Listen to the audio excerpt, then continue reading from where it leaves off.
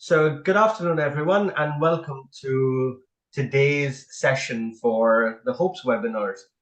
We have with us Dr. Debra Carr from the Defence and Security Accelerator, and we're going to go through everything that DASA has to offer in terms of funding opportunities. The HOPES webinar series was basically an exercise during COVID where we invite premier researchers, academics, industry personnel, and funding organizations such as Dr. Carr herself to discuss what the road ahead for the future of science, for the future of funding, for the future of innovation, so that early career researchers, postdoctoral students, postdoctoral researchers, everyone can sort of shape and get an idea of the direction science is going towards. So moving on very quickly to an introduction, Dr. Debra Carr is the Defence and Security Accelerator's innovation partner in Scotland. DASA is part of the MOD and finds, funds, and fast tracks innovative ideas that might benefit HM armed forces and on national security. They run multiple competitions for ideas, mostly at a TRL level lower than 6, and they fund up to 100% without claiming any of the IP or the equity. So in this talk, Deb will explain DASA's funding opportunities, how to apply, and the road ahead. Over to you. Thanks ever so much, buddy. Thank you, everybody, for joining us this afternoon. I really appreciate it. I've just had a message come up saying that my internet connection is a bit wobbly. I'm up in the middle of Perthshire. Not quite country, but it does go a bit wobbly sometimes. So what I'm going to do is before I share my slides, I'm going to turn my camera off. Akil, maybe you can do the same and let's save some bandwidth. And then basically what I'll do is after I finish presenting, I'll put my camera back on. If by any chance I drop out, I'll come back in as soon as possible. Okay. So fingers crossed that doesn't happen, right? I'm going to stop my video now and I am going to share my screen. And can somebody just give me a check that you can see that, please?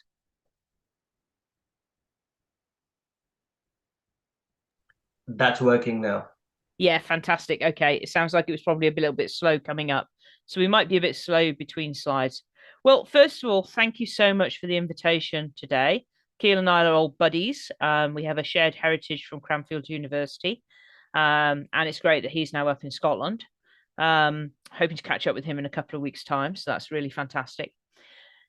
I want to talk to you a little bit about my organization and what we do and what opportunities they might offer you. So the Defence and Security Accelerator, as was previously mentioned, is part of the Ministry of Defence. Please don't think that means we only work with defence. We work right across government. So yes, of course, we work with the Ministry of Defence. We work with the scientists down at the Defence Science and Technology Laboratory, DSTL. We work with our colleagues in procurement at Defence Equipment and Support, DENS in Bristol. And we also work with the frontline commands for His Majesty's Armed Forces. So they are the headquarters of the Royal Navy, the Army, the Royal Air Force, Strategic Command, and also now UK Space Command.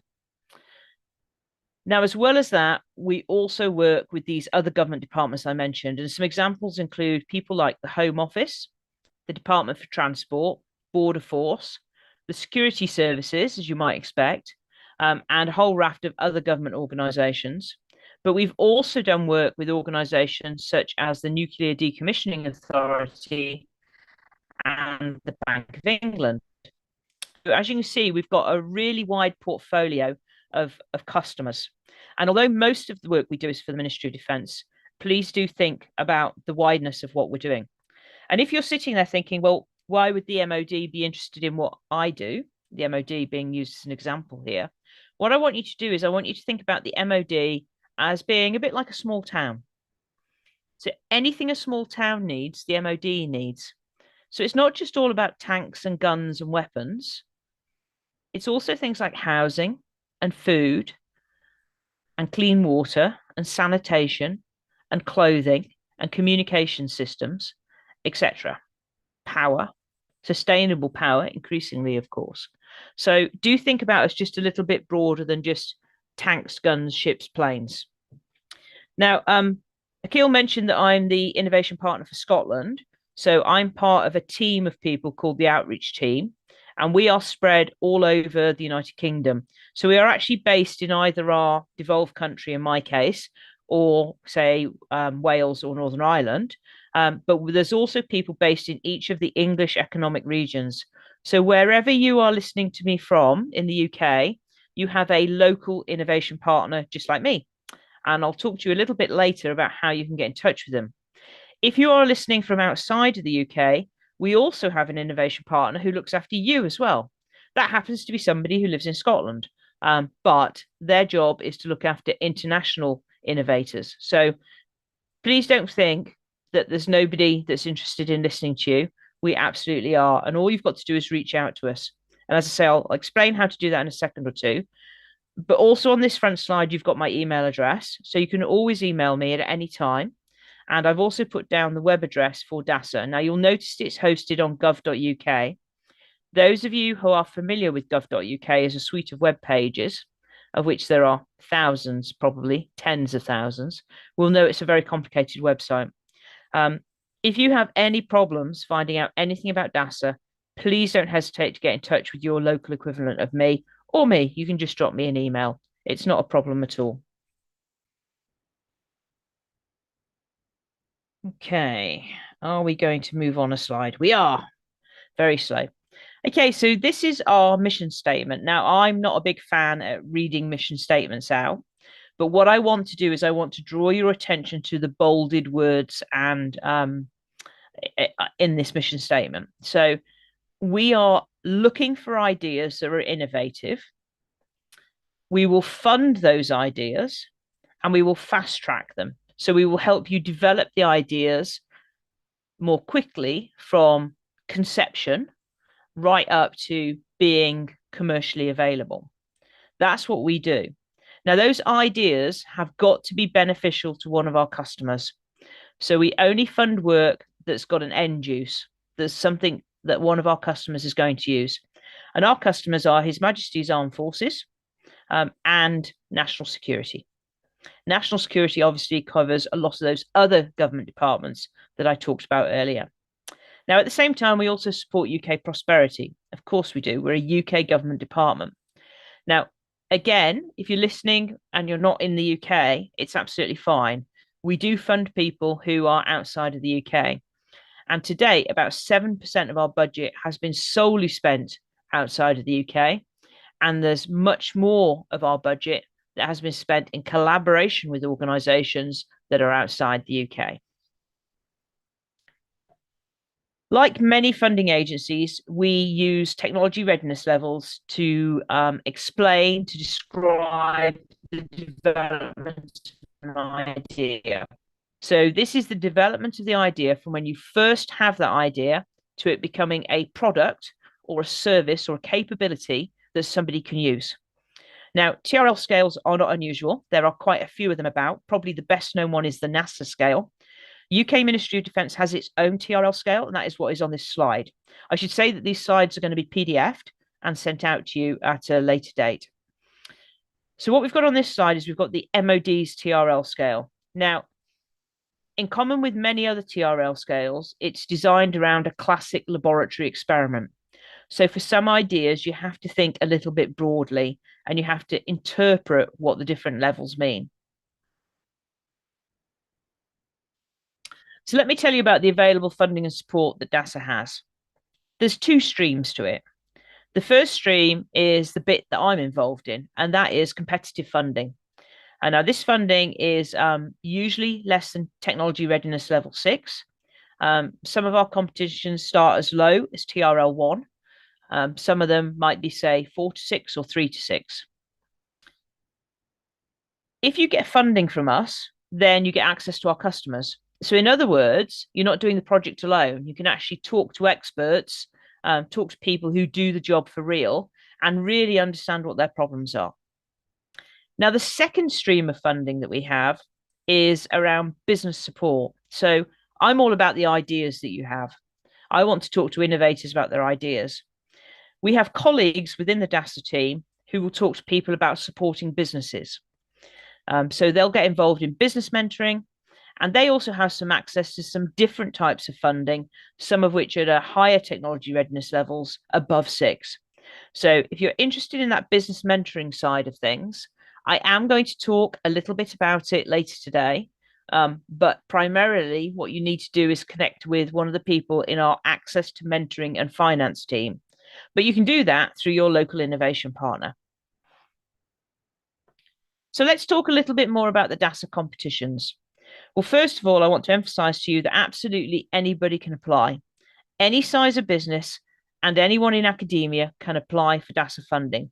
You just have to be able to apply through a legal entity. So say you're a PhD student listening to me now. Some universities will let PhD students apply through the university with the understanding that maybe what they're going to do is basically effectively fund a postdoc downstream. Now, some universities allow that, some universities don't allow that. So you will need to speak to your university, maybe your supervisor about this if it's a thought. Your supervisor might have to apply for the funding at some universities. Of course, you could always turn yourself into a little company and then you would be able to apply. So we do fund sole traders. We do fund micro organizations and small and medium enterprises, and we do fund large businesses as well as academics. Quite unusually for our funding, you do not need a partner.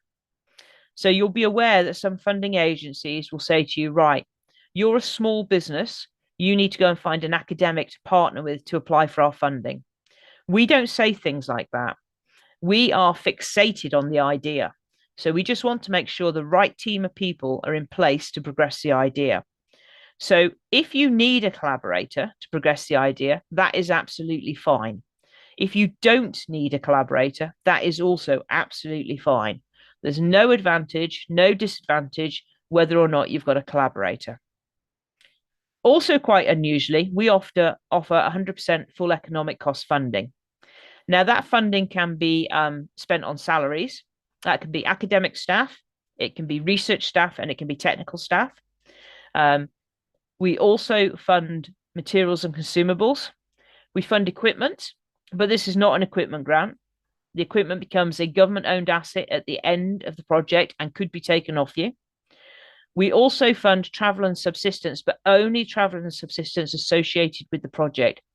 So if you're an academic listening to me, or if you might partner with an academic organization, we cannot fund postgraduate fees. So we cannot pay master's fees or PhD fees. We cannot fund you to go to a conference. We cannot fund patent costs, and we cannot fund the publication costs that are associated with some journals. We do pay for overheads, so we'll pay your overheads. Even academic overheads we will pay, so that's not a problem. We don't take your intellectual property. What we have is a fairly benign licensing agreement that we apply to the majority of our competitions. If you're a business, we also don't take your equity. So we don't take any equity in your business at all. It's a fairly simple application process, and it's a fairly simple assessment process. Now, this is important because if it's a simple application process, it's not going to take you a long time to apply to DASA. What I've been told, and certainly from my experience of applying to a prior organization that was quite similar, is that it takes about a week to do a DASA application if it's an idea that's well formulated already. The assessment process being quick is important because it means we get an answer back to you. So let me give you an idea of timelines. Say we had a DASA competition that closed today.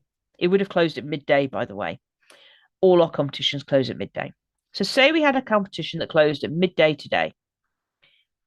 It would take 6 to 8 weeks to get an answer back to you as to whether or not we're going to fund you. If we're going to fund you, it then typically takes another 6 weeks to get you on contract. There is not another government department that works that quickly. And in fact, we work too quickly for some organizations to be able to get the contracts in place that quickly. So we work at pace. We try to get money to you as soon as possible. If you're listening to me from a business, our funding is eligible for R&D tax credits. We can do that because it's competitive funding and it's less than technology readiness level 6. If you're listening to me and you're a small business and you're thinking of setting up a business and you don't know what R&D tax credits are, have a look at them on gov.uk or speak to your business advisor. They are incredibly beneficial, particularly to small businesses. So here's some key facts for you. So DASA was launched in December 2016. It was actually launched at a conference that was being held in Glasgow in December 2016, a maritime conference. And in that time, we've had a little over 6,400 applications from 2,475 innovators. Okay, so just have a think about those figures for a second. So what you can see is clearly some innovators have applied more than once. And we want that to happen. We encourage you to get to know DASA. Keep coming back to us with ideas, and we want to get to know you. Now, most people assume that all of these applications are going to come from the very large companies that work in the UK, and that's absolutely not true. Most of our applications come from the small business community, as you can see. Since we were launched in December 2016, we've funded projects to the tune of £216 million. That's a little over 1,200 projects from just over 500 innovators. So again, you can see clearly there are innovators that have had multiple DASA projects. Most of those funded projects are from the small business community. Now, when you get this slide deck through as a PDF, what you'll find is on this slide, there are two embedded links. One takes you to the funded projects. So that's our transparency data. And the other one takes you to a series of case studies giving you some examples of some of the work that we've funded. So hopefully you're starting to get quite excited about potentially applying for DASA. So what should your first steps be? Well, your first step should be to get in touch with your local version of me. So if you go to gov.uk and in the search box, you type Defence and Security Accelerator, hit return, it'll take you to this page. This is our landing page. And as you can see at the top, there's a series of hyperlinks. The bottom one, which I've highlighted here, says get in touch with DASA. So if you click on that, it will tell you how to get in touch with your local version of me. As I said earlier, we've got people that represent each of the devolved nations. So Scotland, Northern Ireland, and Wales, and then each of the English economic regions. So if you're not familiar with that phraseology, how it gets divided up is it's a UK government phraseology. How it gets divided up is Northwest England, Northeast England, Yorkshire and Humber, West Midlands and East Midlands, East Anglia, you're challenging me now, Southeast England and Southwest England, and then London. London is classified as being inside the M25. So we have one person for each of those regions. So you have a local person that you can chat to like me. They might be able to meet you for a face-to-face meeting, or they might suggest a Teams meeting in the first instance. That's absolutely fine. We're very adaptable and very flexible. And as I said, we also have somebody who looks after people from outside of the UK as well. So let's talk a little bit about the competitions. So there are two main types of competitions that we run. First of all, there are themed competitions. Now, what happens in a themed competition is a customer comes to DASA, they've got a problem, they've got funding, and they want to run some challenges with DASA to try and solve their problem. And we work with them to run a themed competition. Now, these themed competitions are typically open for 6 to 8 weeks. We advertise them on gov.uk, we advertise them on LinkedIn and on Twitter. Pretty much all of the innovation partners like me have at least LinkedIn accounts. Some also do Twitter. I don't do Twitter as well as LinkedIn. I just don't have time to do both of them. But please connect with DASA on LinkedIn and Twitter. And please connect with me on LinkedIn. The open call for innovation, on the other hand, it's all about you. It's all about you and your ideas. So the open call for innovation runs broadly in 2 monthly cycles. We actually run 5 cycles a year because we adjust a little bit for some of the holiday periods. But it's broadly every 2 months, and it's open all the time for any good idea. So you can talk to your local innovation partner. You can say, hey, I think I've got a good idea that you might be interested in. You'll discuss the idea, and the innovation partner will give you some guidance as to whether they think that that would be of interest to DASA.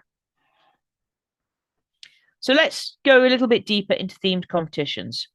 Now, we have 2 themed competitions open at the moment. We typically will run up to about 15 themed competitions a year.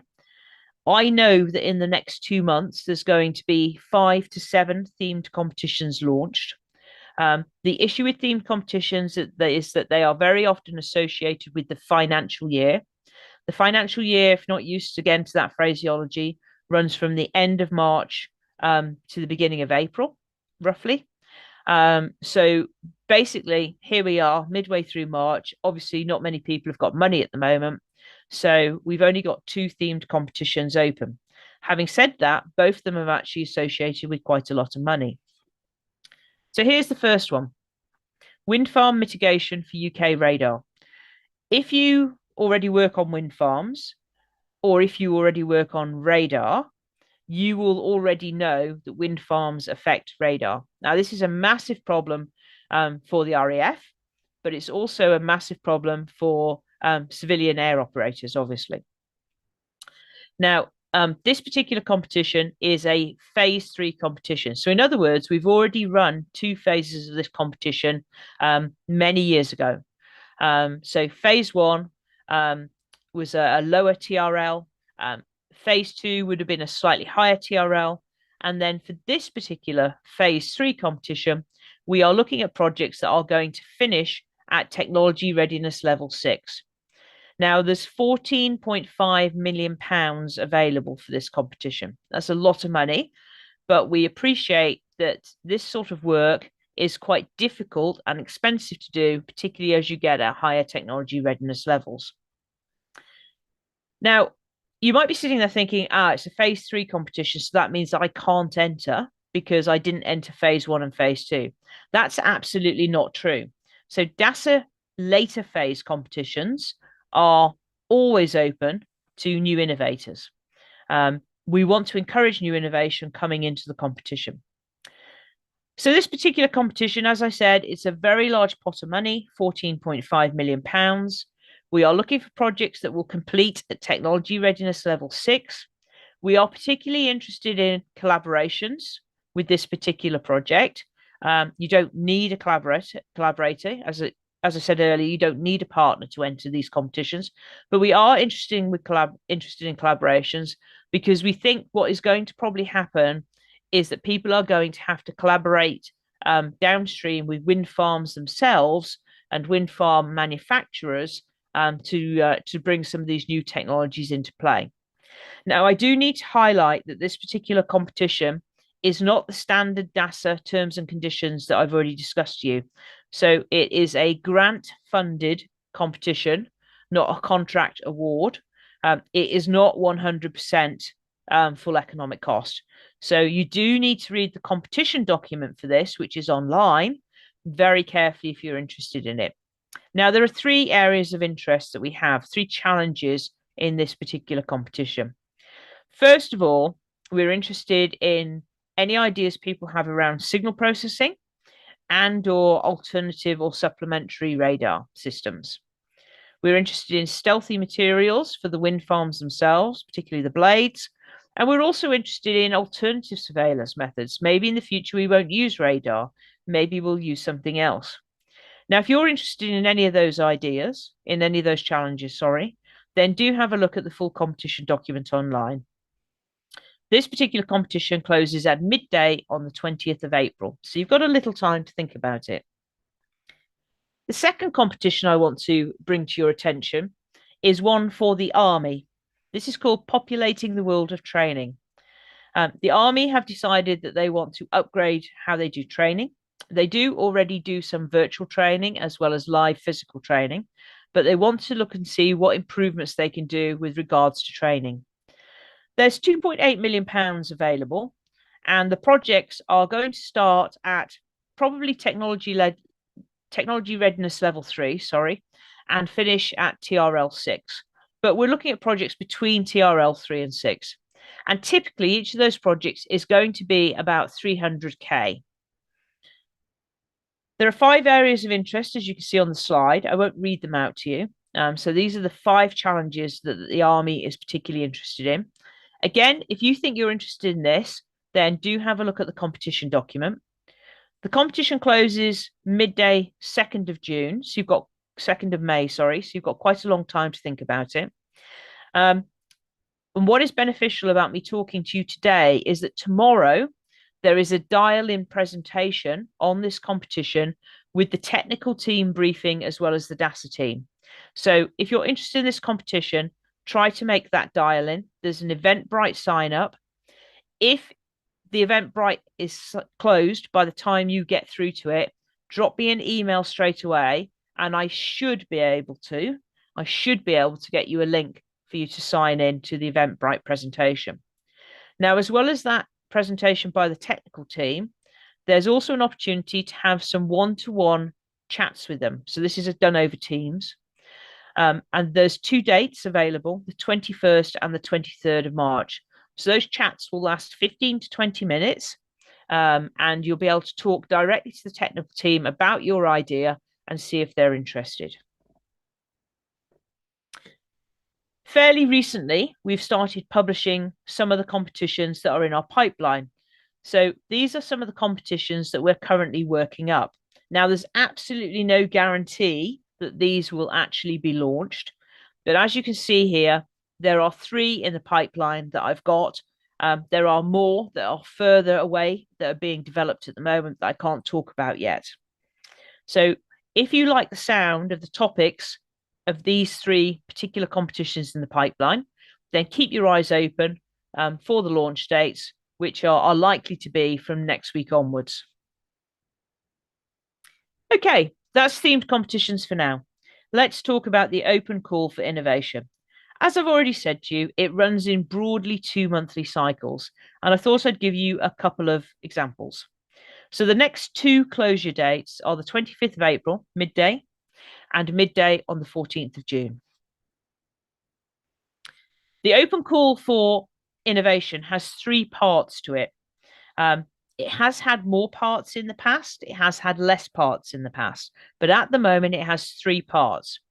So firstly, if your idea might be of use to defence, i.e. to the Ministry of Defence, to His Majesty's Armed Forces, then we are looking for ideas that will finish at about TRL 6, and they will last a maximum of 24 months.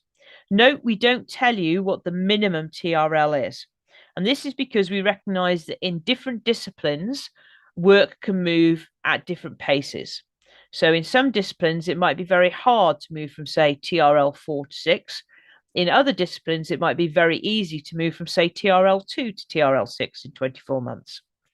Now, there is no formal funding limit for this particular part of the open call. Having said that, the projects that are funded are typically less than 350k. Now, there really is no formal funding limit. We're not a bottomless pit of money. So this is not going to be a way to fund, say, a 2 or 3 million pound project. But for example, we have funded a project in Scotland that was nearly 800k. So more money than 350 is possible.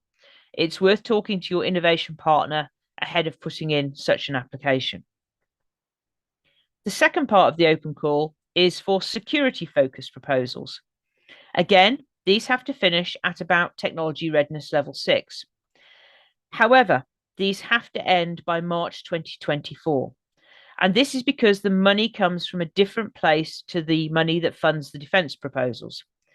The defence money, as you might expect, comes directly from the Ministry of Defence. The security money is different, though. What happened with the security money is about 2 years ago, a group of security departments got together and they all chipped in some money into a bigger pot. And they gave that money to DASA to last 3 years. So March 2024 is when that money finishes. So if you have a security project that you could complete in about 4 months, then you could look at applying to this security stream. It has to finish at technology readiness level 6. Again, there's no funding limit, but the ideas that are funded are typically less than 350k. Now, where did I get 4 months from? Well, let's have a think about that for a second. Say you put in a proposal, the call finishes, as you know, towards the end of April. It then can take up to 2 months to decide which projects we're going to fund. It can then take up to 6 weeks to get those projects on contract. By the time you've looked at that time frame, what it actually means is that you've got a project that's going to be about 4 months long if it's going to end by March 2024. If you've got an idea for a security proposal, it really has to go in for the next closure date. So that's midday, the 25th of April. So get in touch with your local innovation partner as soon as possible for some guidance. The third part of the open call is called Innovation Focus Areas, IFAs. Now, what happens with Innovation Focus Areas is that they have got a customer who has ring-fenced some funding for a particular idea they're interested in. The idea is usually too broad to be a themed competition. And that's why it's an innovation focus area and not a themed competition. It will be open for at least 2 cycles of the open call, and these projects will vary in length, in technology readiness level, and in the amount of money that's available for them. At the moment, these are the 5 current innovation focus areas that are open. More may come soon. Some of these may close soon.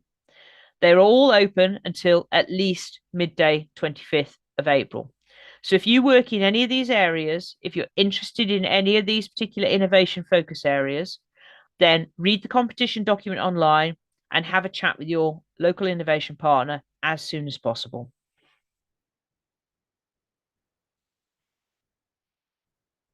So what should be your way forward? Well, as I've said, have a chat with your innovation partner.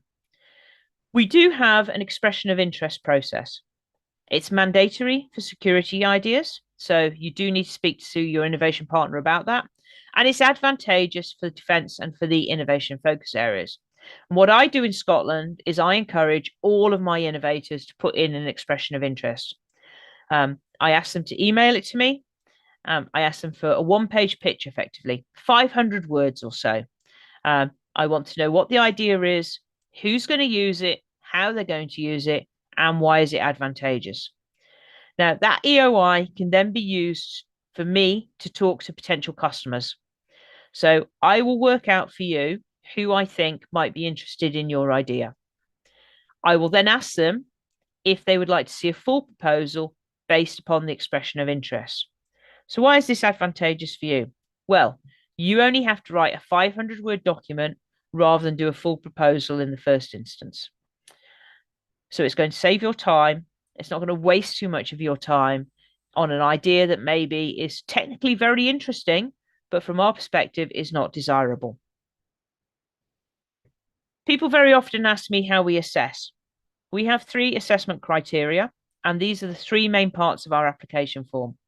So desirability, feasibility, and viability. Desirability is all about who's going to use your idea, how are they going to use it, and what advantage does it offer. Feasibility is all about the idea. This is the technical section. So tell us how you've got to where you are now. Tell us how you are going to move forward, and tell us about your team and your capabilities and your experience. Viability is all about us understanding the timelines. So what are the milestones for your projects? What's going to happen at each milestone? How are you going to measure or report success or failure? What risks are involved in your project, and how are you going to mitigate for those risks? And how, if we do fund you and you get to the end of your project, how might you progress the idea even further up the technology readiness level scale? I promised you a little bit of information about the alternative and higher technology readiness level funding that my colleagues in the Access to Mentoring and Finance team look after. And I just want to talk about 2 of the schemes that they run. The first one of those is Defence Innovation Loans, or DILS. Now, to get a Defence Innovation Loan, there's a series of criteria you have to go through. But let's talk about why you might want to do that first of all. Many businesses look for a business loan. It's notably difficult to get a business loan. The interest rates are usually much higher than standard interest rates are. And it's very difficult to get them in terms of paperwork and in terms of understanding what the business is and what the idea is. Now, Innovate UK have something that's called an innovation loan. That is not available for defence end uses. So we have partnered with Innovate UK to provide defence innovation loans. So this is effectively the Innovate UK process, but funded with defence money. So defence innovation loans. First of all, you have to be a UK registered SME. So in other words, you either have to be a sole trader, you have to be a small or medium enterprise, or you have to be a micro organization.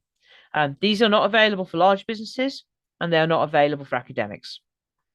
They are for technology readiness level 6 and above. So in other words, what we're doing is we're looking at a way in which you can develop the idea further past technology readiness level 6.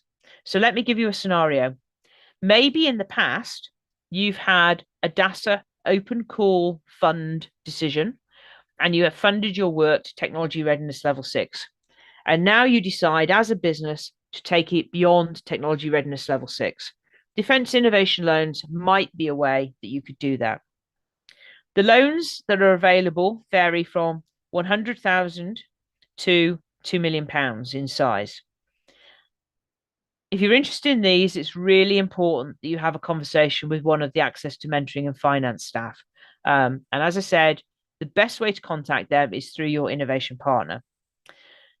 You can use the money for 100% of the costs through to commercialization. And the interest rate is a below rate of typical interest of 7.4%. This is business loans, remember. You pay the loan back over 7 years, and there are different stages. So, for example, for the first few years, you'd only be paying interest. You wouldn't be paying on the base of the loan itself. This is the second alternative and higher technology readiness level funding opportunity that I want to discuss with you.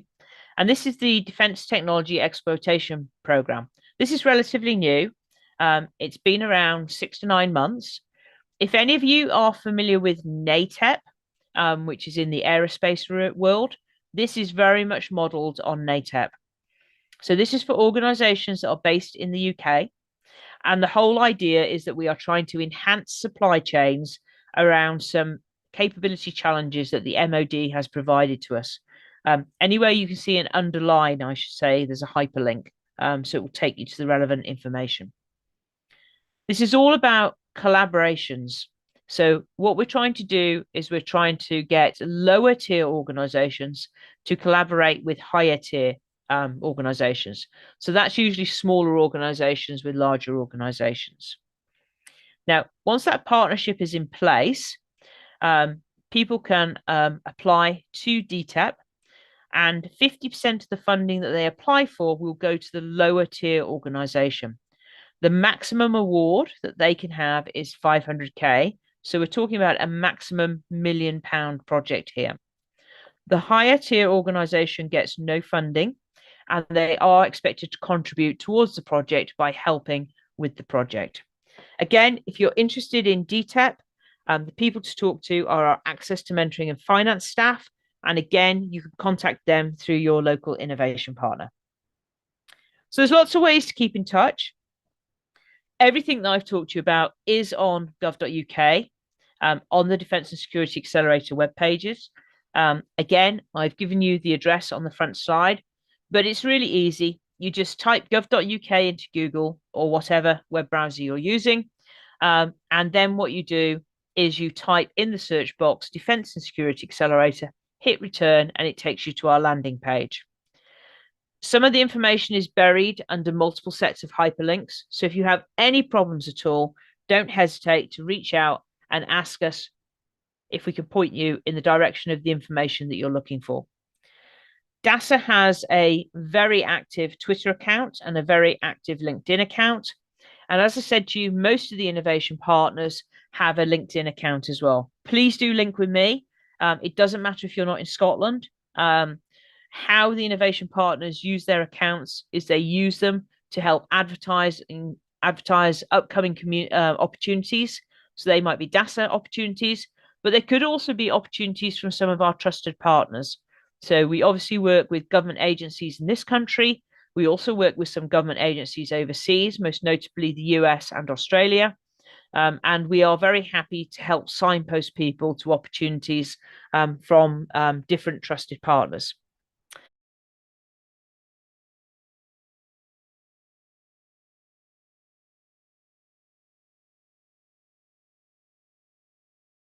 Yeah, no, absolutely. I think it's a really, really good question. And I'm going to give you some advice that I wish that the 22-year-old Deb had known. Um, she probably did know, but she sort of ignored it because she's an engineer. Read the instructions. So all of these funding opportunities usually have pots of information online. So we have very comprehensive competition documents with each of our competitions. There's also lots of guidance on how to fill in the application form, both in the application form and separately. And, all organizations do that. I'm an engineer, so I try to just put things together without looking at building instructions typically. I think read the documentation. If you've got a local representative, badger them, talk to them. I mean, in my particular case, I'm not allowed to help people write applications. I am not allowed to proofread applications, but I can answer big picture questions. So, what I very often say to my innovators in Scotland is that ask me anything you want about the application form and the application process. If I feel it's something that I can't answer because of our commercial rules and regulations, I'm big and bad enough to tell you. So, with different organizations, some organizations are allowed to help write the application. I actually sometimes think that could be a bit dangerous, to be perfectly honest with you, because I think, innovators know their world inside and out. And I think, it can be really tricky when someone else then starts changing things in an application form. We don't care about how pretty the application form looks in terms of, font size and line spacing and left aligned and all of that stuff. We don't fixate on that, but some organizations do, and you will be chucked out if you don't follow their rules. So what I would say is read all the documentation with whichever funding body you're going for. And also, I think, sorry, I'm going to have two answers to the same question. Also, I think the second thing is be a bit left field. So I'm going to tell you a little bit about myself. So I'm a materials engineer. You might have clocked that on the front slide. And my first job out of my PhD was working for the Ministry of Defence, as it happens, for part of the Ministry of Defence that no longer exists. So I worked for the Ministry of Defence, designing body armour and helmets. That's what I did R&D on. Akil already knows this. Now, in those days in the MOD, this is way back in the 90s. So probably a load of people on here weren't even born then. So this is way back in the 90s. But way back then, basically, there was an internal bidding process for the MOD. So if you wanted to do a bit of research, and I was a bright young cocky thing out of my PhD, thought I knew it all. If you wanted to do a bit of research, first of all, you had to write like a briefing note for your boss, and then it got passed up through your organization. And then if it passed, you had to go and pitch in front of chief scientific advisor.